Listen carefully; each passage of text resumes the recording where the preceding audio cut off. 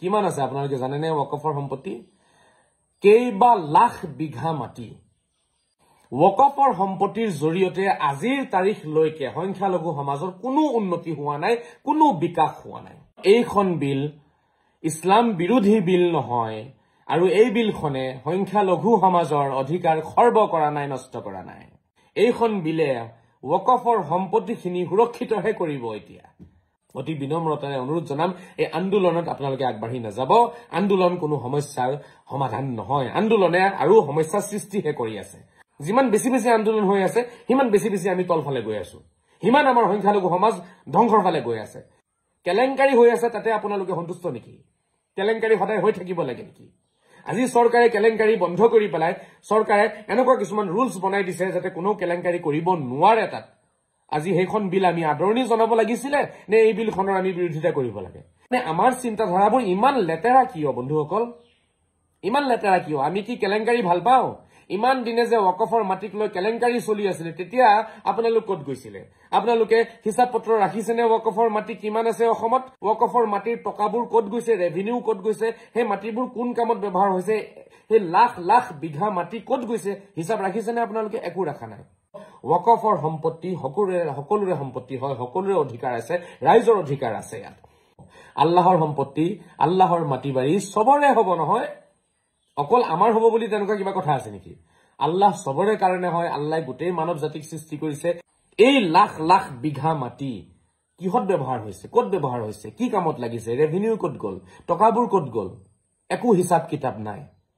অকল চলিছে দুৰ্নীতি অকল চলিছে কেলেংকাৰী দল সংগঠনৰ মুহূৰ্তটো কামেই হৈছে চিঞৰ বাখৰ কৰা কিবা এটা ইস্যু পালে বা চিঞৰ বাখৰ কৰিব কিছু ডেকালৰা জমা কৰি ল'ব আৰু বা হাল্লা চিল্লা কৰিব হেয়া তেওঁলোকৰ কৰ্ম হয় হেয়াই তেওঁলোকৰ ধৰ্ম হয় ওয়াকফৰ সম্পত্তিক কেন্দ্ৰ কৰি গোটেই ভাৰতবৰ্ষতে আজি চৰ্চা চলি আছে গতিকে এই ভিডিঅ'ৰ মাধ্যমেৰে মই আপোনালোকক কিছু কথা আজি জনাব বিচাৰিম প্ৰথমটো কথা হৈছে চাওক ওয়াকফ সংশোধনী বিল যিখন আহিছে আমাৰ ৰাইজে সেইখন বিল আদৰি লোৱাটো উচিত বুলি মই ভাবো আদৰণি জনাব লাগে আমাৰ কাৰণ এইখন বিল ইছলাম বিৰোধী বিল নহয় আৰু এই বিলখনে সংখ্যালঘু সমাজৰ অধিকাৰ খৰ্ব কৰা নাই নষ্ট কৰা নাই বৰঞ্চ মই ভাবো এইখন বিলে ওয়াকফৰ সম্পত্তিখিনি সুৰক্ষিতহে কৰিব এতিয়া আগতে সুৰক্ষিত নাছিলে কেলেংকাৰী হৈ আছিল তাত এই বিলখনে কিন্তু সুৰক্ষিত কৰিব আৰু এই বিলখনে সংখ্যালঘু সমাজক উন্নতিৰ ফালে লৈ যাব বুলি মই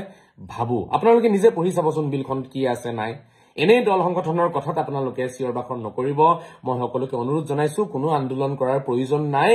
আন্দোলন সমস্যাৰ সমাধান নহয় সমস্যাৰ সমাধান হৈছে জ্ঞান বুদ্ধি আৰু বিবেকৰ জৰিয়তে আমি আগবাঢ়ি গলেহে আমাৰ যিকোনো সমস্যাৰ সমাধান আমি উলাব পাৰিম দল সংগঠনৰ মুহূৰ্তটো কামেই হৈছে চিঞৰ বাখৰ কৰা কিবা এটা ইস্যু পালে বা চিঞৰ বাখৰ কৰিব কিছু ডেকালৰা জমা কৰি ল'ব আৰু বা হাল্লা চিল্লা কৰিব হেয়া তেওঁলোকৰ কৰ্ম হয় হেয়াই তেওঁলোকৰ ধৰ্ম হয় গতিকে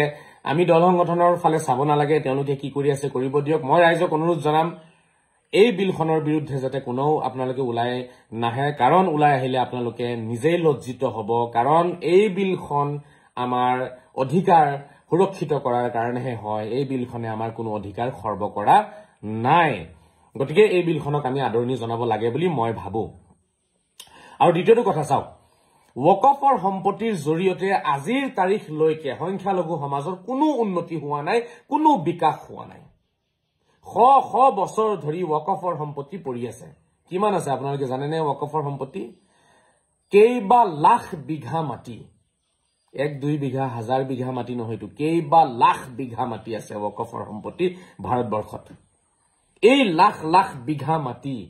কিহত ব্যৱহাৰ হৈছে ক'ত ব্যৱহাৰ হৈছে কি কামত লাগিছে ৰেভিনিউ ক'ত গ'ল টকাবোৰ ক'ত গ'ল একো হিসাব কিতাপ নাই অকল চলিছে দুৰ্নীতি অকল চলিছে কেলেংকাৰী কৰ্ণাটকত এটা ঘটনা হৈ গৈছে প্ৰায় 2 লাখ কোটি টকাৰ কেলেংকাৰী হৈছে ওয়াকফৰ সম্পত্তিক লৈ পেলাই 2 লাখ কোটি টকাৰ কেলেংকাৰী আপোনালোকে ভাবি চাওক ওয়াকফৰ সম্পত্তিক লৈ পেলাই আৰু সেই টকাবোৰ ক'ত গ'ল কোনো খবৰ নাই খাই পেলালে কিছুমান মানুহে যিবিলাক মানুহে ওয়াকফৰ সম্পত্তি লৈ পেলাই চলি আছে গতিকে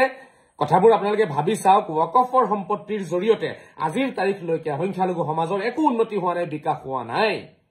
মাত্ৰ কিছুমান ব্যক্তিৰ নিজৰ পকেট তেওঁলোকে ভৰাইছে, নিজৰ বেংক বেলেন্স তেওঁলোকে বনাই লৈছে আৰু তেওঁলোক ধনী হৈ গ'ল। গতিকে এইবোৰ কেলেংকাৰী চলি আছে ৱকফৰ সম্পত্তিক লৈ পেলাই, ৱকফৰ সম্পত্তিক কেন্দ্ৰ কৰি। গতিকে আজি আমি সজাগ হোৱাটো উচিত। কিন্তু এই সম্পত্তিৰ জৰিয়তে যাতে সংখ্যালঘু সমাজৰ উন্নতি হওক তাৰে কাৰণে চৰকাৰে এই বিলখন পাছ কৰিছে। গতিকে আমি আদৰণি জনোৱাটো কিন্তু অতি জৰুৰী বুলি মই ভাবো। আৰু তৃতীয়তে চাওক, ৱকফৰ সম্পত্তি আল্লাহৰ সম্পত্তি বুলি সবেই কৈ আছে, চিঞৰ বাখৰ কৰি আছে। ৱকফৰ সম্পত্তি মানে কিনো? আচলতে ৱকফ মানে হৈছে আপোনাৰ দান দক্ষিণা কৰা মাটি বাৰী বা আৰু কিবা সোণ ৰূপ যিয়ে নহওক, আপুনি মানে ৰাইজৰ ভালৰ কাৰণে আপুনি সম্পত্তি দান কৰিছে, মানে ৰাইজৰ ভালৰ কাৰণে আল্লাহৰ ৰাস্তাত, আল্লাহৰ নামত, তাকে ৱকফ বুলি কয়। ধৰক মছজিদ মাদ্ৰাছা বনাবলৈ কাৰণে বা অনুষ্ঠান প্ৰতিষ্ঠান বনাবলৈ কাৰণে আৰু কিবা ভাল কামৰ কাৰণে যিবোৰ সম্পত্তি দান কৰিছে সেই সম্পত্তিসমূহকে ৱকফৰ সম্পত্তি বুলি কোৱা হয়। এতিয়া কথা হ'ল, যদি ৱকফৰ সম্পত্তি আল্লাহৰ সম্পত্তি হয় তেতিয়াহ'লে সেই সম্পত্তি সবৰে হ'ব। আল্লাহৰ সম্পত্তি, আল্লাহৰ মাটি বাৰী সবৰে হ'ব নহয়, অকল আমাৰ হ'ব বুলি তেনেকুৱা কিবা কথা আছে নেকি? আল্লাহ সবৰে কাৰণে হয়, আল্লাহ গোটেই মানৱ জাতিক সৃষ্টি কৰিছে। গতিকে ৱকফৰ সম্পত্তি আমাৰ সম্পত্তি, আমাৰ সম্পত্তি বুলি যিবোৰে চিঞৰ বাখৰ কৰি আছে, আপোনালোকে নিজেই ভাবক, তেওঁলোকে নিজেই কৈ আছে ৱকফৰ সম্পত্তি আল্লাহৰ সম্পত্তি হয়, আল্লাহৰ ৰাস্তাৰ সম্পত্তি হয়। গতিকে আল্লাহৰ ৰাস্তাৰ সম্পত্তিখিনি অকল আপোনালোকৰ কেনেকে হ'ল? সেয়া গোটেই ভাৰতৰ সকলো নাগৰিকৰ কাৰণে হয়, সকলো জাতি ধৰ্মৰ লোকৰ কাৰণে হয়, তাত সকলোৰে অধিকাৰ আছে। এইটো একদম সম্পূৰ্ণ ভুল কথা যে ৱকফৰ সম্পত্তি অকল আমাৰ সম্পত্তি হ'ব। কাৰণ মছজিদ মাদ্ৰাছাৰ নামত যিবোৰ সম্পত্তি আছে, মছজিদ মাদ্ৰাছাটো সকলোৰে কাৰণে হয় নহয়, আমাৰ হিন্দুসকলৰ কাৰণে হয়, মুছলমানৰ কাৰণে হয়, খ্ৰীষ্টানৰ কাৰণে হয়, সকলোৰে কাৰণে হয়। কিন্তু মছজিদ মাদ্ৰাছা, শিক্ষা অনুষ্ঠান প্ৰতিষ্ঠানসমূহ সকলোৰে কাৰণে হয়। গতিকে সেই অনুষ্ঠান প্ৰতিষ্ঠানসমূহৰ লগত জড়িত যিবোৰ মাটি আছে সকলোৰে কাৰণে হ'ব। তাত কোনোবা এটা জাতি জনগোষ্ঠীৰ তাত অধিকাৰ নাই নহয়, সকলো জাতি জনগোষ্ঠীৰে অধিকাৰ আছে। গতিকে চিঞৰ বাখৰ যিসকলে কৰি আছে নহয়, আমাৰ সম্পত্তি, আমাৰ সম্পত্তি, আমাক নষ্ট কৰি আছে, এইবোৰ হৈছে এক প্ৰকাৰৰ মূৰ্খামি। ঠিক আছে, বিবেকহীন মানুহৰ কৰ্ম এইবোৰ, একো বুজি নোপোৱা ব্যক্তিৰ কৰ্ম এইবোৰ। মই শ্ৰদ্ধাৰ ৰাইজক অনুৰোধ জনাম, ৰাইজ আপোনালোকে প্লিজ এইবোৰত মাথা নামাৰিব।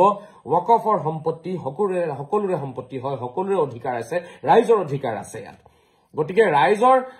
ভালৰ কাৰণে, ৰাইজৰ উন্নতিৰ কাৰণে চৰকাৰে যিখন বিল পাছ কৰিছে আমি সকলোৱে আদৰণি জনোৱাটো উচিত আছিল। আগৰ যিখন বিল আছিলে নহয়, আগৰ যিখন আইন আছিলে, তাত বহুত এনেকুৱা কিছুমান পইণ্ট আছিলে যিবোৰ পইণ্টক কেন্দ্ৰ কৰি দুৰ্নীতি হৈ আছিলে, লাখ লাখ কোটি টকাৰ দুৰ্নীতি হৈছে। ৱকফৰ মাটি বাৰী তলে তলে বেছি দিছে কিছুমান মানুহে, কোনো কাগজ পত্ৰ নাই, একো নাই,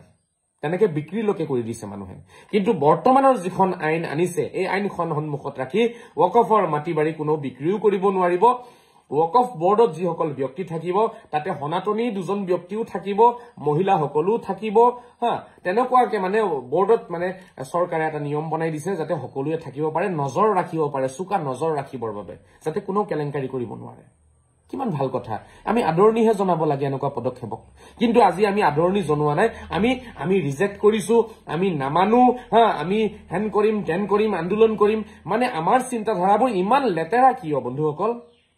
ইমান লেতেৰা কিয়? আমি কি কেলেংকাৰী ভাল পাওঁ? ইমান দিনে যে ৱকফৰ মাটিক লৈ কেলেংকাৰী চলি আছিলে, তেতিয়া আপোনালোক ক'ত গৈছিলে? আপোনালোকে হিচাপ পত্ৰ ৰাখিছেনে ৱকফৰ মাটি কিমান আছে অসমত? ৱকফৰ মাটি কিমান আছে আপোনাৰ বিহাৰত বা উত্তৰ প্ৰদেশত বা কৰ্ণাটকত? হিচাপ আছেনে? একো হিচাপ নাই। ৱকফৰ মাটিৰ টকাবোৰ ক'ত গৈছে, ৰেভিনিউ ক'ত গৈছে, সেই মাটিবোৰ কোন কামত ব্যৱহাৰ হৈছে, সেই লাখ লাখ বিঘা মাটি ক'ত গৈছে, হিচাপ ৰাখিছেনে আপোনালোকে? একো ৰাখা নাই। কেলেংকাৰী হৈ আছে, তাতে আপোনালোকে সন্তুষ্ট নেকি? কেলেংকাৰী সদায় হৈ থাকিব লাগে নেকি? আজি চৰকাৰে কেলেংকাৰী বন্ধ কৰি পেলাই চৰকাৰে এনেকুৱা কিছুমান ৰুলছ বনাই দিছে যাতে কোনো কেলেংকাৰী কৰিব নোৱাৰে তাত। আজি সেইখন বিল আমি আদৰণি জনাব লাগিছিলে নে এই বিলখনৰ আমি বিৰোধিতা কৰিব লাগে? এয়া জানো শিক্ষিত সমাজৰ এয়া জানো গুণ হয়? এবাৰ ভাবি চাওকচোন, আপোনালোকে এবাৰ নিজে ভাবি চাওকচোন। এই দল সংগঠনসমূহৰ অন্য কোনো কাম কাজ নাই নেকি? আৰু একোতো বুজিয়ে নাপায়, বিলখনত কি আছে না আছে পঢ়াই নাই চাগে, এনেই চিঞৰ বাখৰ কৰি আছে তেওঁলোকে ওলাই আহি পেলাই, আন্দোলন কৰিম, হেন কৰিম তেন কৰিম। এইবোৰ আন্দোলন কৰিয়েতো আমাৰ সমাজখনক নষ্ট কৰি পেলালে তেওঁলোকে।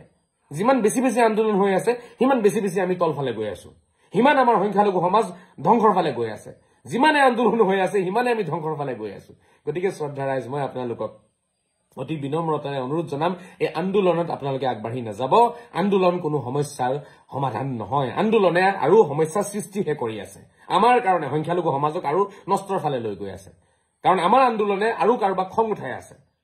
বুজি পাইছেনে কথাটো বুজিব আপোনালোকে গতিকে মই অনুৰোধ জনাম শ্ৰদ্ধা ৰাইজক চাওক যিখন বিল চৰকাৰে পাছ কৰিছে তাত যিবোৰ কথা এড কৰিছে হেবোৰ কিন্তু আজি ওয়াকফৰ সম্পত্তি সুৰক্ষিত কৰিবৰ কাৰণেহে চৰকাৰে কৰিছে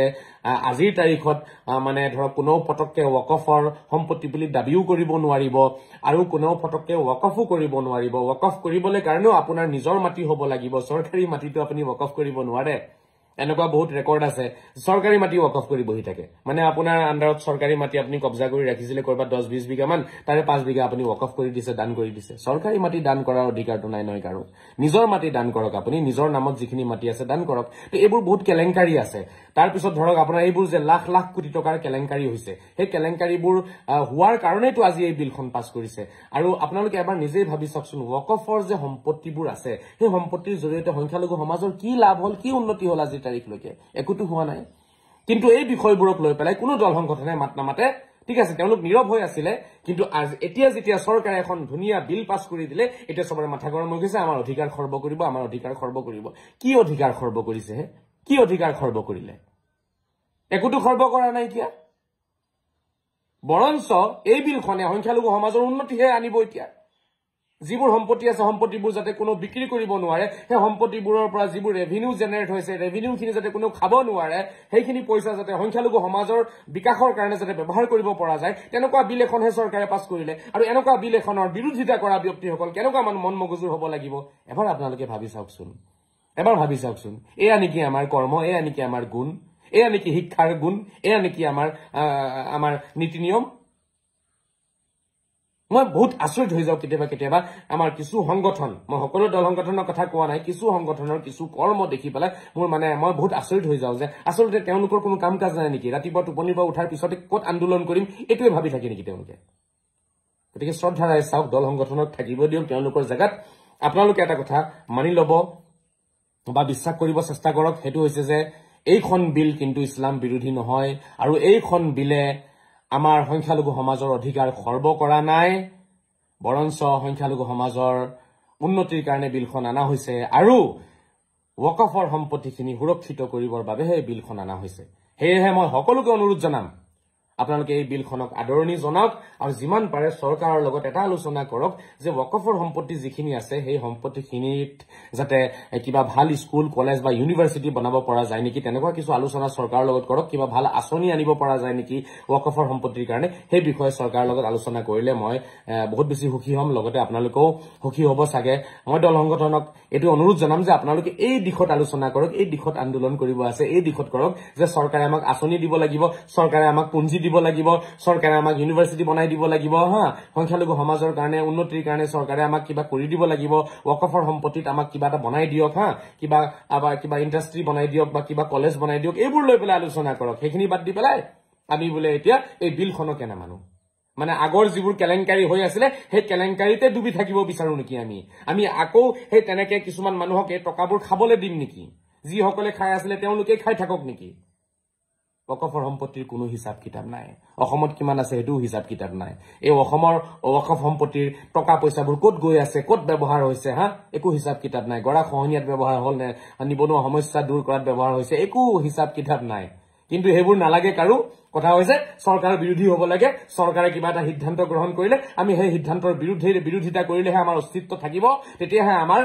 জাতি জীয়াই থাকিব তেতিয়াহে আমি জীয়াই থাকিম তেতিয়াহে আমাৰ ধৰ্ম জীয়াই থাকিব যেতিয়া আমি চৰকাৰৰ বিৰুদ্ধে যাম হয় নহয় কিছুমানৰ এনেকুৱা চিন্তাধাৰাই আছে কিন্তু হেবোৰ লৈ জীয়াই আছে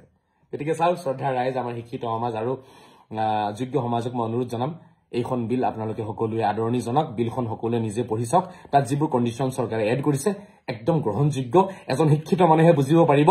বিবেকহীন মানুহে বুদ্ধিহীন মানুহে এইবোৰ কথা বুজিব নোৱাৰে তেওঁলোকে অকল আন্দোলনেই কৰিব কিন্তু শিক্ষিত মানুহে বুজিব যে নিশ্চিত ৰূপে এই বিলখন আমাৰ সমাজৰ কাৰণে উন্নতি আৰু বিকাশৰ ৰাস্তা বা পথ মুকলি কৰিব গতিকে মই সকলোকে অনুৰোধ জনাম এই আপোনাৰ ওয়াকফ সংশোধনী বিলখন সকলোৱে আদৰণি জনাওক আৰু চৰকাৰক ধন্যবাদ জ্ঞাপন কৰি চৰকাৰৰ পৰা কিবা ভাল আঁচনি যদি পাৰে আপোনালোকে ল'ব চেষ্টা কৰক ধন্যবাদ খুদা হাফিজ ফিয়ামানিল্লাহ